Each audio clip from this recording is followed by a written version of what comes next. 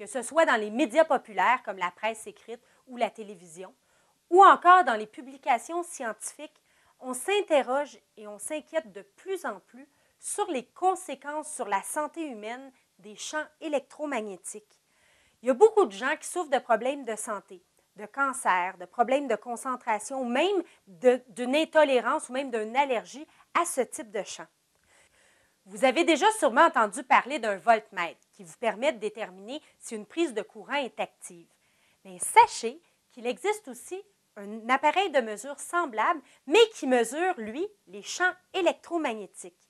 Cette mesure-là se fait en Gauss, G-A-U-S-S. C'est pour ça qu'on l'appelle tout simplement un Gaussmètre. Alors, ce petit appareil-là, on n'a qu'à le partir et tout simplement se promener dans la maison, où on découvre qu'à certains endroits, il y a des lignes de champ, probablement à cause de tous les Wi-Fi, de tous les ordinateurs, les téléphones qui communiquent sans fil. On peut mesurer des téléphones, comme celui-ci qui est sans fil, pour se rendre compte que le champ électromagnétique qui est émis par ce téléphone-là est dangereux pour la santé. Il dépasse les normes où on considère qu'il est sans danger. On peut aussi vérifier toutes sortes d'appareils à la maison. Vous allez souvent découvrir qu'il y a une lampe qui, elle, c'est terrible. Elle émet une quantité d'ondes électromagnétiques phénoménale. Ou le micro-ondes, ou votre séchoir électrique. Parfois, on est abasourdi par la quantité d'ondes qu'un appareil peut émettre. On juge actuellement qu'à 0,2 milligauss d'exposition chronique, un enfant va voir son risque de souffrir d'une leucémie multiplié par 5.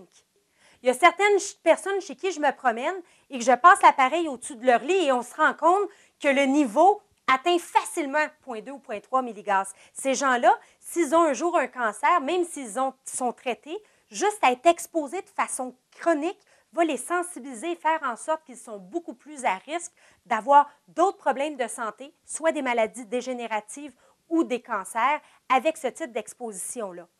Mais que faire si vous vous rendez compte qu'un de vos appareils sécrète un champ si important? Mais premièrement, comme c'est un micro-ondes où vous vous éloignez à chaque fois que vous le partez, soit tout simplement que vous changez de micro-ondes, ou encore mieux, tant qu'à moi pour les micro-ondes, vous le jetez à la poubelle.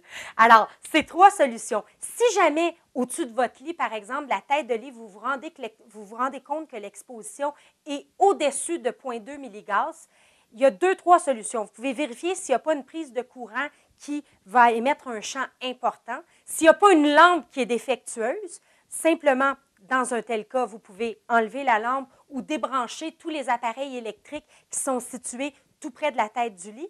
Et si, même en faisant ça, le champ demeure très élevé, il faut carrément déplacer le lit dans la chambre parce que parfois, ça peut être une antenne à l'extérieur de la maison qui provoque un tel champ.